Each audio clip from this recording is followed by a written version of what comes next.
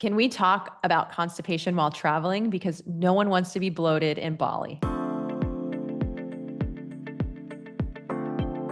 Well, welcome to the Wellness, the Hum Nutrition podcast, where wellness meets everyday's life's concerns and topics. And I'm here with Sarah. I'm the co-founder of Hum, and Sarah is my co-presenter.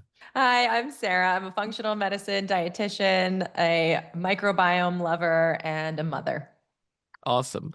Well, and also, I just heard you came back from Europe, didn't you? I did. I had a big birthday, and so I wanted to celebrate and get away from the family for a couple days. And I went to Paris for my 40th, and it was amazing. It was so good. I'm just like still on a high from that trip. It's such a beautiful, vibrant city and so feminine. I loved it.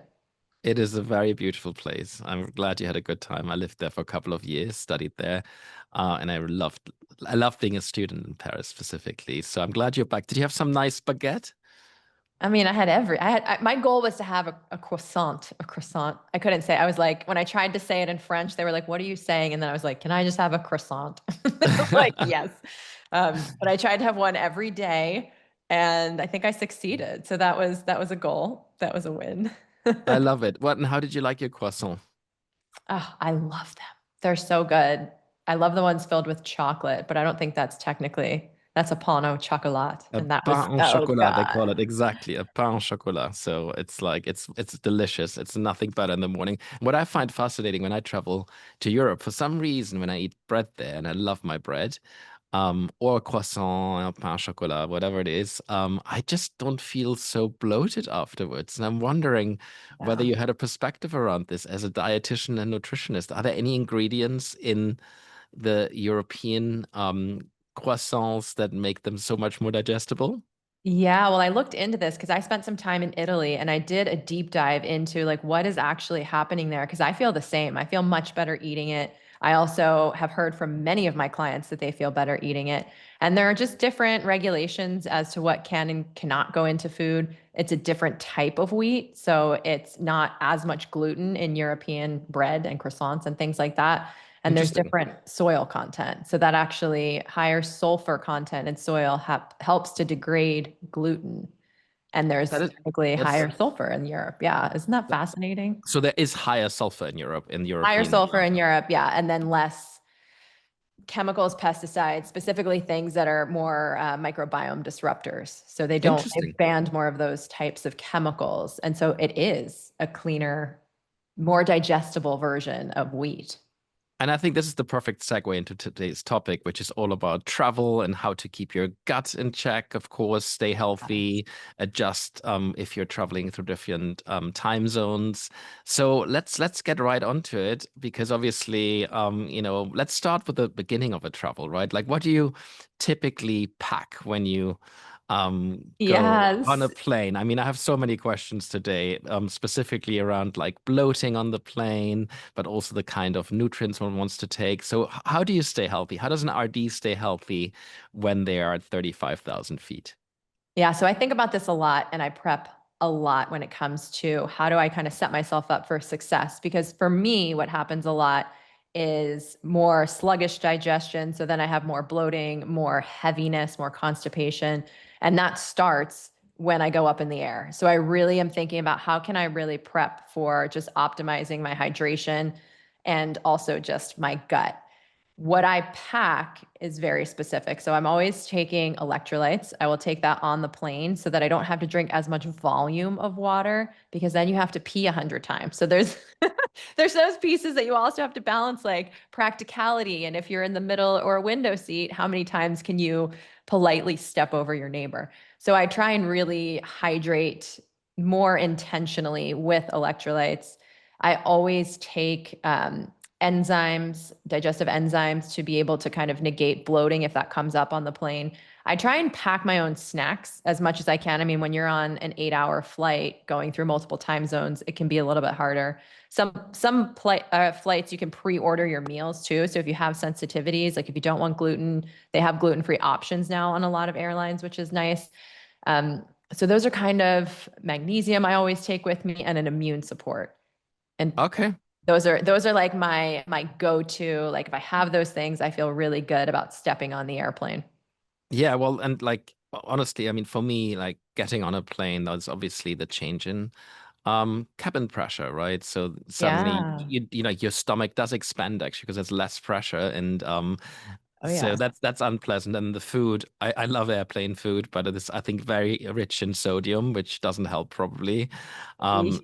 But like yeah, it's tough. And also I would say sitting for a long time, right? Like maybe getting Mhm. up every now and then, even if you have a neighbor, you may need to like, you know, obviously politely disturb them. But I think it's so important to move around so you feel a little bit less bloated and a little bit more, you know, relaxed when you arrive at your final destination. Let's talk about like the time zone travel, right? So there is a really good rule of thumb around like how to adjust for each hour. They typically say it takes a day to adjust, you know, for 1 hour in time change. Now, of course, if you go for a week to Paris, let's say you go from LA to Paris, that's already an 8 hour, 9 hour time difference, depending on the time of the year. So that is a lot. And if you go there for, say, a week or two, you pretty much spend every day adjusting to the new time zone. By the time you are adopted, it's time to leave, right? So, Right. Not fun. is there anything what can one do to make, you know, when you arrive at your destination a bit more pleasant? Do you have any hacks around that? Yeah. So one of the things that I look at, like, can I kind of arrive in the morning, especially for something like a trip to Paris, where if you can fly a red eye and potentially sleep on the plane using something like melatonin or an eye mask or whatever it is to kind or, you know, like a neck pillow, something to get that comfort level up so Mhm. that you can sleep. Because if you arrive in the morning and then you can keep yourself busy and occupied throughout the day and try and get to bed like 8 or 9 or even push it to 10, it's going to help you get on that time zone a lot more quickly. So that's typically when I'm traveling, I look at like what time can I get in there and then is it like going to help me? So when I went to Paris, I did that. I arrived in the morning and then I just stayed up all day. So you have one day where you're really kind of out of it and that then you'll sleep and the next day you can wake up and be a little bit more on the time zone. The other thing that I do that's really I find to be really important is I eat at the kind of quote normal times. Like when it's breakfast time, I will eat breakfast even if I'm not hungry, which I know is Yeah. like a dietitian no. But getting on a time zone, you want to really kind of get your body back on that circadian rhythm of your sleep, of also eating. Like your body will notice, like, okay, I'm eating in the morning and then I'm eating in the afternoon at that lunchtime and dinner time. So that always helps me adjust a lot better because I have no idea for like days when I'm hungry and when I'm not hungry. It's all out of whack. So if I just start eating, that's super helpful. And that helps with digestive regulation too, because that's another one where when you're used to pooping in the morning and then all of a sudden the morning is the night, it really throws your body for a loop. And you have to kind of build that rhythm back to be able to say, Yeah. like, okay, here, I'm back in my routine and what's comfortable for me and my body. Well, I think you bring up a really good point, which is a really important travel hack, in my opinion, that people don't talk about enough. It's actually the time you leave and the time you arrive. And honestly, Mm. I used to be, oh, well, I just go for whatever time, whatever is there, right? The cheapest ticket, whatever it is. But sometimes you end up with flights at horrendous times. And I am a huge fan of like just traveling during more, I would say, civil times, really. So you don't have to like lose, like, let's say your flight is at 6 in the morning. I can't sleep the night before anyway. So I'm losing one night's sleep right there. And then another night's sleep because you're on the plane, say, then that's 2 days, like, or 2 nights gone. So I do think the actual travel, the departure and arrival time is super critical. And then there's a good rule of thumb as well, like for every hour, it takes about a day to adjust. But if you take melatonin that you already mentioned, and I believe 3 milligrams is a sort of like right dosage, not more. Some people say, well, just super dose on melatonin, but all the 10 research milligrams. You're like, so all no. the research, it's kind of interesting, is around 3 milligrams. So if you Yeah. take 3, 5, or 10, there doesn't seem to be different from a clinical perspective. So that helps you accelerate that process by a day, roughly each time, right? So you can probably Yes. gain like, you know, another day back every day. Yes. So yeah, I think that's a really good tip. And then last but not least, um, light exposure, because our bodies are so trained to behave like the moment the sun rises, we become Yeah. different beasts. And I do think it makes a huge difference to be like when you arrive at a destination to try to really be in that moment, try to adjust immediately to the time. It can be quite brutal, specifically if it's like more than 5, 6, 7 hours. But it's really worth it. And then day 2 and 3 become so much better. So this is super helpful. Yeah. And since we're already on the topic of supplements, I'm curious the kind of like supplements you would recommend for a travel pack list. I'm a huge fan, of course, of digestive enzymes, because I do get very, very bloated on the plane specifically, and it's just like made my life so much easier. But also probiotics. And the reason I love probiotics, there's nothing worse than eating or getting some new bacteria into your system at your destination or even on the plane. The planes are full of there's full of microbes. I mean, the Yeah. seat is pretty nasty. So and the tray table and all that, and apparently the seat belt buckle is particularly contaminated. So I think having a good probiotic with you as well really helps you build up the immunity, but also not react so much to, say, a change in diet, Yeah. or exposure to certain bacteria. Is there anything else you would recommend for your travel pack list? Well, those are great. I take those with me as well. I think another thing that is really important, because again, I am always thinking about pooping. Are you not pooping? Or are you pooping too much? Because that's pretty disruptive to a vacation. In the sense of, okay, I'm not going to the bathroom, I'm constipated. That happens a lot for people when they Hmm. travel because we're out of that rhythm. So taking magnesium with you and kind of upping the dose a little bit before bedtime is really, really helpful. So that's something I do travel with. A magnesium citrate or magnesium oxide is really helpful for getting things moving. If you're using it for sleep, you would use a different type of magnesium. So the melatonin and magnesium combo of something like bisglycinate, L-threonate, that type of magnesium is going to be more beneficial for calming the body. But again, with the poop, I'm like, you need magnesium citrate or magnesium oxide.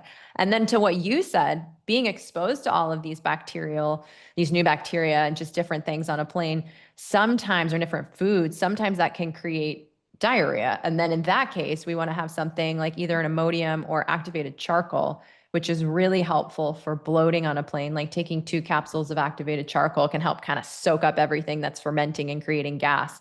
So that's beneficial. And then also, if you find yourself just with like an upset stomach, taking that can help kind of bind up the irritants there and just ease the intensity of the diarrhea. So those are 2 other things that I think are really important when you're traveling, at least again, with the people that I work with, we're always Yeah. like, am I going to poop or am I going to poop too much? Like big topic of conversation for Well, travel. and I guess fiber is another Yeah. one, which of course you can find in lovely vegetables. But if you don't have it on hand, and often there's not enough fiber, let's say on a plane, I hear a lot about people saying they get very constipated when they travel, and Yes. new environments, even like Yeah. it's just there's so much changes that happen to you, and fiber tends to be really helpful, Yeah. specifically for those who would like to stay a bit regular. And I would say on a sort of more practical level as well, try to stretch and move and like maybe pack a pair of sneakers as opposed to like relying on Uber everywhere we go, because it really helps you adjust. You get more light exposure, but also you see the city in such a nice way. Plus, moving around really helps the body adjust to different time Yeah. zones, and it keeps you just Yeah. like it's just like I love walking around. I don't know about you, but like having a pair of sneakers is probably the number one thing on my pack Yes. list, because I just like to see places, through I my own love it. eyes. Yeah. I'm sure. We walked like 8.5 to 10 miles a day on average. So Well, like it's amazing. It's beautiful. it was just so fun. And to your point too, with fiber, there's different fiber supplements that you could even travel with. If there's something that you know works for you, that when you land, it can be something you take with breakfast. Or sometimes I even tell people if they love oatmeal, since it has so much of that good soluble fiber that pulls water into the intestines. Sometimes I'll travel with like a Ziploc bag full of oatmeal. And if you're in a hotel, it's a really easy breakfast. So that's another way. Like if you tend towards constipation and bloating, that's another good hack to have on hand. 100%. Is there anything you would recommend people avoid from a nutritional perspective while traveling? This is something I just thought about, but it wasn't really, we didn't discuss this prior to recording this, but I'm just curious whether you have any suggestions for food Yeah. for the not tos. I mean, when people are traveling, I really try and like loosen the reins and say, try something, try it with intention, try it with joy. Don't feel like you have to be so restricted, because that's not a way to travel. You want to be in the Yeah. experience. You want to be in the culture. You want to, experience all the things that you can experience. So I really just tell people to listen to their bodies. And if it's too much, if they, like maybe don't drink excessively, but 1 or 2 glasses of wine, totally fine. And if it's things that you're not used to, don't all of a sudden be like, I'm on vacation and now I'm going to drink everything and eat all of this stuff I never eat. Like, moderation. And, the point is to be in a body that feels good, that where you can be present in the moment of the experiences, and food can be a part of that, but like, not to go off the deep end with it and be like, I'm going to have gelato for breakfast, lunch, and dinner. It's like, yes, that's tempting. And oftentimes it's better tolerated. But again, to have that balance, moderation, and just like, can I be present and enjoy what's around me? Well, and that's the perfect segue into our, well, yes and well, no.